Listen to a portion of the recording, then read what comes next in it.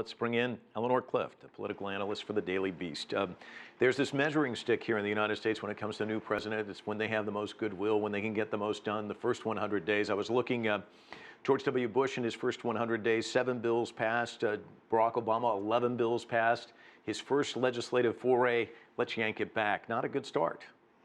No, but the prospect of trying to get that bill, which was really a turkey, not a very good bill, to try to get that through the Senate and then back to each house for another vote, the prospects for it were very poor. And so pulling the plug now, and this president is very adept at sort of pivoting to the next thing. He hardly has heard of Obamacare. It was the Democrats who created this problem where the bill had to be taken down. So he's rewriting reality, and now is going to move on to the next issue, which he thinks he can do better with, which is tax reform or infrastructure. He's a building developer. He understands those issues.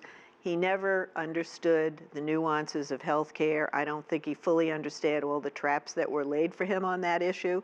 And the part that concerns me is that he may now sort of work to undermine the health care law we have in place just to sort of win politically, and the American people would get very hurt if that's how it turns out. It's interesting. I spoke to a diplomat here in Washington right after the election, and he said, when you're running for office, it's everybody else has got, it's all their problems, Obama, it's a mess. Right. But the minute you become president, whatever's a mess, it's yours. Your job in governing is to take care of that.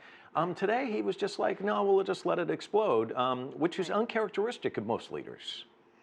It's uncharacteristic, but everything he does is uncharacteristic. And he hasn't always been a Republican.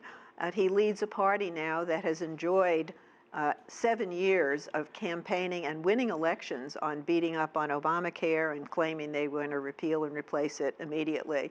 And one of the things President Trump said in his remarks today is that I never said I would repeal and replace it in 64 days. He said he would do it on day one, of course.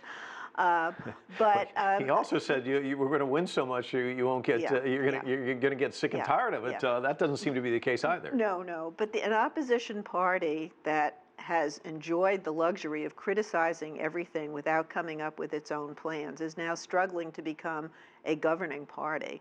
And so far they're failing. And these same schisms within the different wings of the Republican Party will now be fully exposed as they go on. And whether Paul Ryan, the Speaker, can develop the kind of consensus and build the coalitions that can actually pass something, I think it's still a big question mark. And we have a president who's so impatient. For him, I think this has been a very long time working on one bill. When you look how many months it took the Obama administration to get Obamacare, which is a kind of a Rube Goldberg contraption, but it was the best they could get. That took a year, and what he tried to get done in a couple of weeks, it was destined for failure. It's interesting, Douglas Brinkley, the U.S. historian, said Donald Trump's presidency is the most failed first 100 days ever. If you look at the litany of things, I mean, his executive order thwarted in court. He says that his predecessor wiretapped him. His FBI director says, no, that didn't happen. His administration being investigated about perhaps ties with Russia. It's not a good start. If you're at the White House and you're talking about other things to put out there, tax reform's not going to be easy. Infrastructure's not going to be easy. What do you do to try and get a win? I think you at least begin to put together plausible plans so that people understand you have a roadmap for accomplishing things. And you also point to the Supreme Court nominee, Judge Gorsuch, who is likely to be nominated. And as one Republican, or many Republicans said today, that's a 40-year win because it's a lifetime appointment. And the president did make a good appointment in that one area. But I